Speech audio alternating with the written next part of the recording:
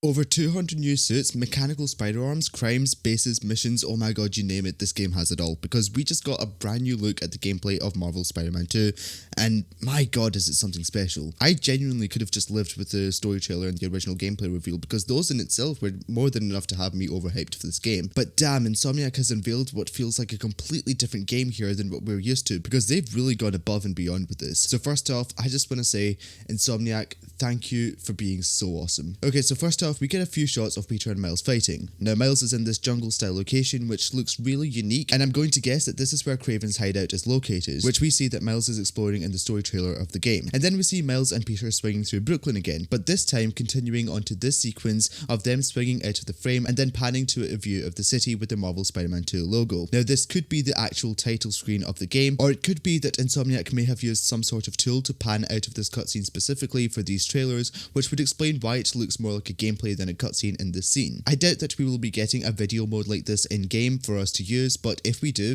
that'd be awesome, please. Then the new extended map is revealed to us, showing that it'll be double the size of the original map, which will now include Brooklyn and Queens as we know. We can also see more piers and docks added to the island of Manhattan itself, and the borders of the map are masked by these parks that surround the boroughs. Something to note here is that the Statue of Liberty still isn't unlocked to us, which really sucks. We really needed a feature to take a ferry there to visit the statue. Anyways, now we get shown more Web Wings gameplay, which will speed up traversal in the new map significantly, and oh boy does it look really smooth. But more importantly, in between that, we also get shown our first look at some of Peter's new air tricks in the game, which everyone has been begging for ever since Miles Morales featured a whole suite of fun tricks, which looks like will all still be available to us in this game too. So it's nice to see that Peter finally has his own unique sets of moves too, that makes swinging at him much more fun. But we also see that when Miles is swinging here, some leaves get blown alongside him. Now this is such an amazing attention to detail that the map and the environment actually interacts with you when you're swinging. And this is just on the street. Imagine what this would look like if you were swinging through Central Park and having a trail of leaves scattering behind you as you swing past. We also get shown more of Brooklyn and Queens, which both provide a lot more diverse environments compared to the big skyscrapers and density of Manhattan. And now is where the fun really begins, because we get shown how we can switch between Peter and Miles in the open world free play,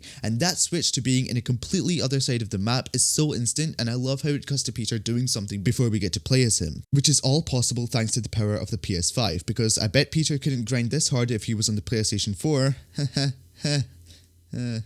I still don't have a PS5. But just before we move on, we get shown the Friendly Neighborhood app, which is how we switch between Peter and Miles, but also, if you remember from Spider-Man Miles Morales, it's how we keep tab of missions and crimes going on throughout the city. It is confirmed that some of these side missions we can take on as any Spider-Man, but specific missions will require you to complete it with a specific Spidey, as indicated here by the masks. This is a great touch because Insomniac really has to balance two different characters here in the one game, so having dedicated side mission for each Spider-Man is one way of giving them both more involvement in the game, but if you pay more attention to the main storyline that Peter is taking over, it is called Healing the World, which as we know is Harry's words he spoke in the story trailer, but also in the description it says Peter will be exploring a new foundation, which confirms that this place that Peter is seen to be in and later will have a rampage in is the Emily May Foundation, which we have seen advertised on a billboard in the Spider-Man vs. Venom concept art. Okay, now we get shown more moves from Miles, specifically this one here where he pounds his electricity onto the ground, then Venom kicks the enemy. All these new finishers in this game looks beautiful, and I love the variety that we've got going on here too. It went from the first game where only a few of the finishers actually looked good, to Spider-Man Miles Morales where every finisher looked like they belonged in the game, making you feel like you're watching a cutscene and not actually playing, because they were integrated so well and captured the essence of Miles' character.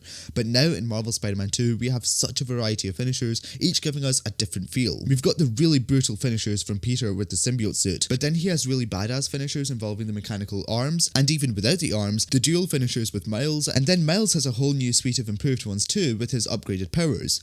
They're really doing something special here that makes each part of the gameplay feel really unique, and finishers are one way of capturing that feeling, and they've executed that in this game really well. But if you also pay attention to Peter's ability wheel, without the symbiote we can see it's all mechanical spider-arm based. Now I don't think this would be the case, but we definitely would get some of the old suit powers as abilities too, such as our beloved Web Blossom, and new moves unique to this game too. But now with the mechanical spider arms, so much more is possible, which was all featured in the gameplay reveal. From whirlwinds to jumping to slashing, it's all there. And if there's this much abilities with just this one mechanic alone, then who knows what else they've added for normal Spider-Man gameplay. And I also just want to take a second to point out the new looks that these criminals have, because because damn, we got a whole variety now. We went from having a band of random thugs on the street to ordinary people who are involved in criminal activities, and the crimes are now varied now too, and not just in what we face but also in what they are doing. For example, we see Miles stopping this van that was stealing musical instruments, and it's great that this little detail can be added to tell a completely different story within the crime fighting of the game. Speaking of the new crimes and missions, they've had a whole revamp too.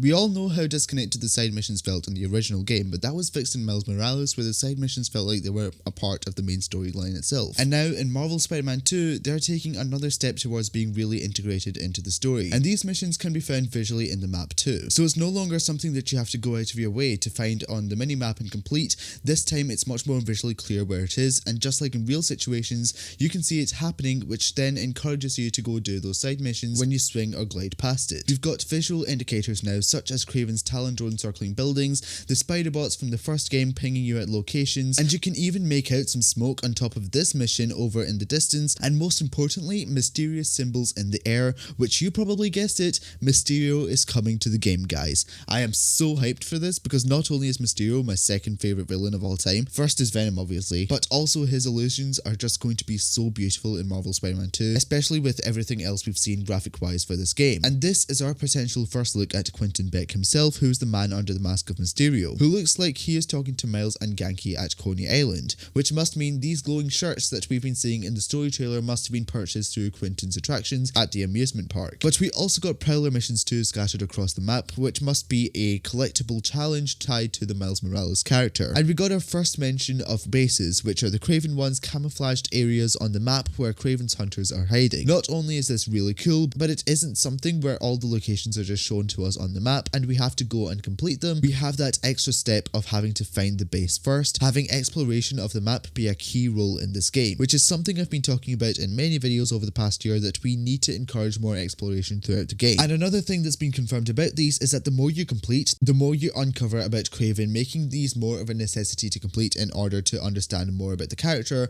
rather than having it optional, which makes the gameplay even longer for this game. Now, I've already mentioned this new scan mode that better represents those missions and challenges across the map, but also scanning does also highlight the wind tunnels, so you don't have to look at those circles every single time you want to glide. This allows for a more smooth gliding experience we had hoped for, alongside a highlighted route for players who may not be as experienced. Okay, we also got a revamp in the tokens this time round. We have now 4 tokens overall: the tech parts, rare tech parts, city tokens, and hero tokens, which can be unlocked through completing missions, challenges, and crimes that have been scattered across the map. Some of these missions will grant you different amounts and types of rewards. For example, something that requires more action gets you more tech parts and hero tokens, but something more friendly neighborhood rewards you in less tech parts but more city tokens, requiring you to do a range of varied missions to upgrade the things that you want. But also something to note here is that this mod that they are upgrading highlights tech crates on scan on the minimap, which confirms that at locations, I'm going to guess that in bases particular, crates will be scattered across the area, which we can then break to collect tech parts, and has a chance of dropping rare tech parts too to upgrade our gear. Again, exploration of the city and specific locations more in depth being a key factor of the game here, and will be made easier with the suit mod. Speaking of the suit tech, yes, we needed this. Ever since I saw that Miles Morales had a separate modification list for the suit and the lenses, I knew you can't just stop there. Give us more flexibility to upgrade our hero more, and yes, they've done exactly that. And back looking at the gadgets page, this seems to be shared between both Peter and Miles, and we have our full list of gadgets that we can use. The new ones being Web Grabber, which we have seen being used in the gameplay reveal earlier this year, then the Upshot, which...